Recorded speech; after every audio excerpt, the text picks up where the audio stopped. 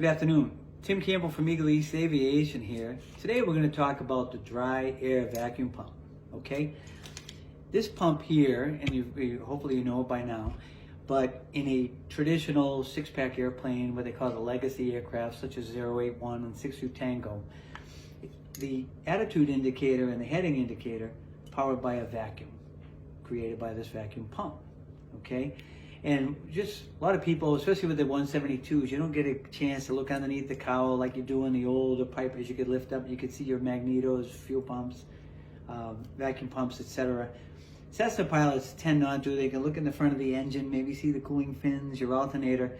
So they don't really get to see this. But what it is, it weighs about 2 to 3 pounds. It mounts on what's called the accessory case, which to me is the rear of the engine, closest to the pilot. And it has a nylon spline which then mates into that accessory case, and as the engine rotates, it rotates the spline, and inside the unit is a drum, and on that drum you have graphite veins that are in slots, and as it rotates, those veins get pulled out due to centrifugal force, and they create that vacuum which drives the gyros on the attitude indicator and the heading indicator. As this is called a dry air pump, whereas the dry air pump is lubricated by its own dust created by the wear of the veins itself. So that dust lubricates the unit and in theory extends its life.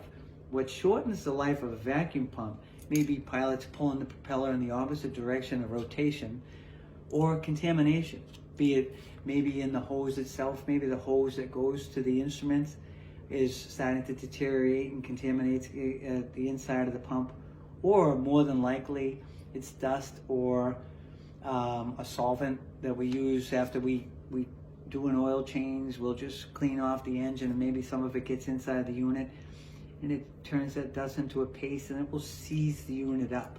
And that's what will happen. It's made to fail, whereas that nylon shaft is made to be the part that fails so then it doesn't destroy the engine.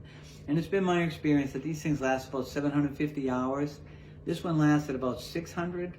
Could just be the manufacturer defect, or it could just be the harsh environment of a flight school. So also on the back of the unit, you'll have here, this is a port where the mechanics can get a flashlight and a mirror and just actually see the wear, just like your brakes on your car, they have wear tabs.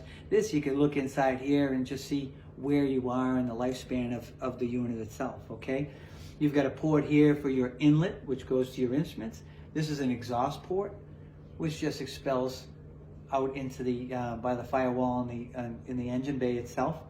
And the unit again mounts to the engine. You've got a hose going to your instruments. You've got basically it's a fitting that just expels the exhaust out over here. So the vacuum pump, you need to know this for your private. You definitely need to know it for your instrument. Drives your attitude indicator, your heading indicator, and if it fails, you won't have either one, okay? Thanks for watching. If you have any questions, you can email me or you could call me on my cell. We'll see you.